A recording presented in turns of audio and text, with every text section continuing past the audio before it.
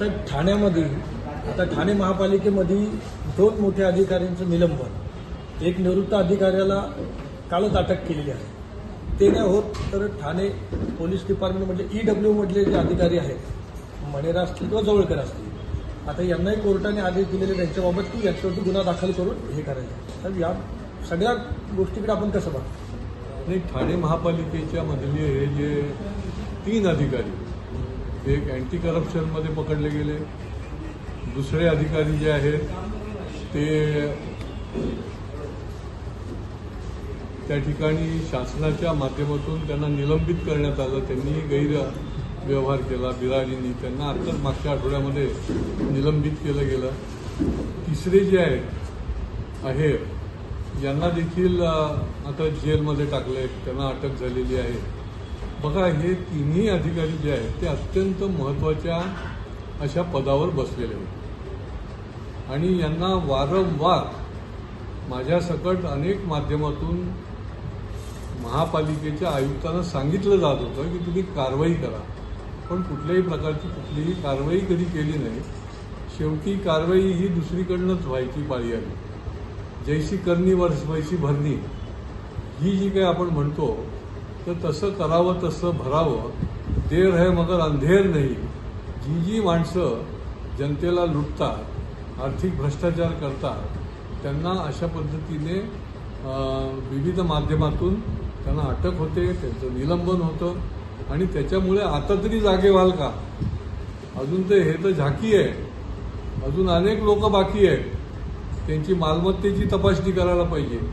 जे माजी इथून निवृत्त झालेले अधिकारी आहेत निरनिराळ्या महत्त्वाच्या खात्यामधनं, त्यांची मालमत्ता तपासा, त्यांचं देखील आपल्याला बघण्याची गरज आहे. आणि त्याच्यामुळे आता तरी कोणाला पाठीशी घालण्याचा प्रयत्न करता कामा नये.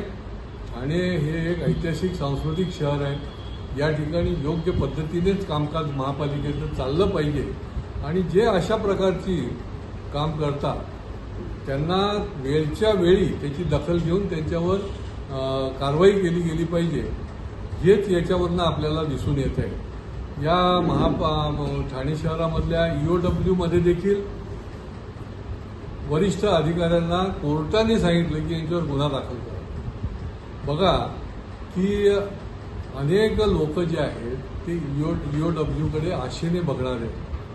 विशेष करून बिल्डरने फसवलेले जे रहिवासी आहेत याच्यातले काही जण जे आहेत ते मृत पावले, कारण की या विकासकांनी यांना छळ केला, यांना वेळी घरं दिली नाही, पैसे घेतले, परंतु यांना टोलवाटोलवी करून बाजूला ठेवलं आणि EOW कडे यांच्या तक्रारी असताना त्याची दखल घेतली गेली नाही. आणि त्याच्यामुळे अनेक गोष्टी ज्या आहेत, मोठ्या मोठ्या फायनान्स कंपन्यांनी फसवलेले जे लोक आहेत ती कॉमन लोक आहेत, सर्वसामान्य लोक आहेत, तर त्यांना देखील न्याय देण्याचं काम केलं गेलं नाही. आणि त्याच्यामुळे हे सगळं प्रकरण जे आहे ते कोर्टापर्यंत गेलं आणि कोर्टाने शेवटी यांच्यावर गुन्हे दाखल करण्याची वेळ आली. खरं म्हणजे हे योग्य नाही आहे. सामान्य माणसाला योग्य दिशेने त्याला न्याय दिला गेला पाहिजे आणि त्या आशेने लोक जातात. अनेक कर्तबगार अधिकारी आहेत, अनेक कर्तबगार अधिकाऱ्यांनी आपलं कर्तव्य जे आहे ते अतिशय प्रामाणिकपणे बजावलेलं हे देखील आपण ठाणेकरांनी बघितलेलं आहे. पण अशा पद्धतीने जे काम करणारे आहेत त्यांना वेळच्या वेळी त्या शासनाने किंवा त्या ठिकाणच्या पोलीस आयुक्तालयाने दखल घेतली पाहिजे. मला आठवते अनेक वेळेला सांगून सुद्धा त्याची दखल घेतली गेली नाही. शेवटी कोर्टाने निर्णय घेतला आणि त्याच्यामुळे लोकांना न्याय देण्यासाठी जर प्रशासनामध्ये शासन एकीकडे विकासाची झेप घेते, शासन एकीकडे अनुशासनाचा काम करण्याचा प्रयत्न करते आणि प्रशासनामधले काही जर माणसं अशा पद्धतीनं काम करत असतील तर वेळच्या वेळी त्याची दखल घेतली गेली पाहिजे. हेच याच्यातून आपल्याला निष्पन्न होतं.